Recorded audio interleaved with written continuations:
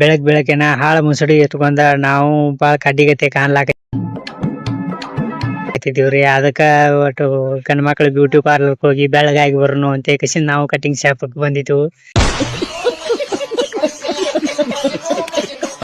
Cutting ಶಾಪ್ದಾಗ ಕೂತ್ ಕಸಿನ ಒಣ ತಿಂಡಿಲಿ ಸುಮ್ಮಿರದ್ಲ ತಲಿ ಕೈ ಆಡ್ಸ್ಕೊಂಡ ಗಡ್ಡ ಕೈ ಆಡ್ಸ್ಕೊಂಡ್ ಮಾಡ್ಲಾಕತ್ತಿದ್ವು. ಯಾಕೋ ಒಂದ್ ಸಾರಿ ಕನ್ನಡಿ ಒಳಗೆ ನಮ್ಮ ಮಕ್ಕ ನೋಡ್ಕೊ ಅಂತೇಳಿ ನಾವ ಕಾಡ್ನ ಬಿಟ್ಟ ಪ್ರಾಣಿಗತ್ಲೆ ಕಾಣ್ಲಾಕತ್ತಿದ್ವು. ಹಿಂಗ ಕಸಿಂದ ಅಣ್ಣ ಅತ್ತೆ ಕಸಿಂದ ಕರ್ದೆ.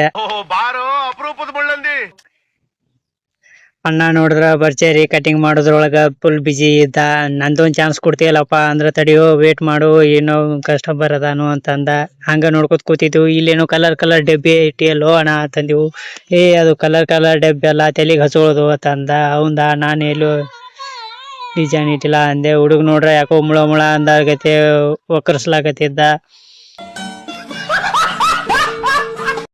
ಅಣ್ಣ ನೋಡ್ರ ಅಳಗಾಡ್ಬೇಡ ಸುಮ್ ಹಚ್ಚಿಕೊಂಡ್ರು ಕಟಿಂಗ್ ನೀಟಾಗಿ ಮಾಡ್ತನು. ಅಳಗಾಡಿದಂದ್ರೆ ಸಜ್ಜಾಗಲ್ಲ ಅಂತ ಯಾಕೋ ಹುಡುಗ ಗರಂ ಆಗಿದ್ದ. ಹುಡುಗನು ಹಂಗ ಕನ್ನಡಿ ನೋಡ್ಕೊತ ಗಪ್ ಚಿಪ್ ಕುಂತ ಬಿಟ್ಟಿದ್ದ.